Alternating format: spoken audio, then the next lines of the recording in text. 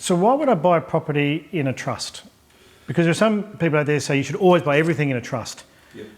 Is that the case? Not all the time. It depends what your strategy is long term. If we're buying for tax refunds because of depreciation, sometimes better in your own name, but if it's cash flow positive from day one, we might want to look at a family trust to own that property, because then we can distribute the rents, the profit, out to different beneficiaries, because the trust has beneficiaries and we can give those to mum, dad, brother, sister, aunt, niece, maybe children, depending on what age they are.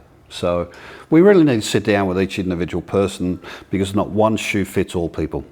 We've all got different circumstances.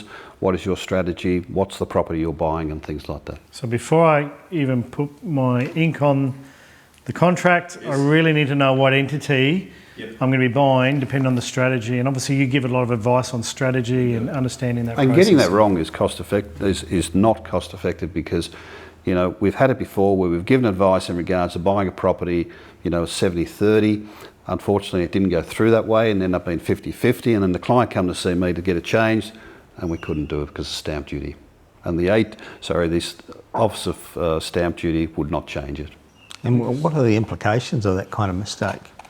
Can be costly. I mean, you're missing out on valuable tax deductions. Especially where a partner's not working and they own 50% of that property, they're getting all these nice tax deductions, but they can't use them. They might have minimal income, $18,000, and we're offsetting those deductions against that. They're paying no tax in the first place, but they're not getting any benefit from it. Yeah. And can buying in a trust also be about asset protection? Definitely, that is a big consideration, and especially for those people that are in existing businesses. If you're in business such as you or I, or even Danny, then trusts are very good asset protection vehicles. But also not only asset protection vehicles, but succession vehicles too. Because if something happens to you, that property in the name of the trust can continue on forever. Yeah. Generally they have a life of 99 years.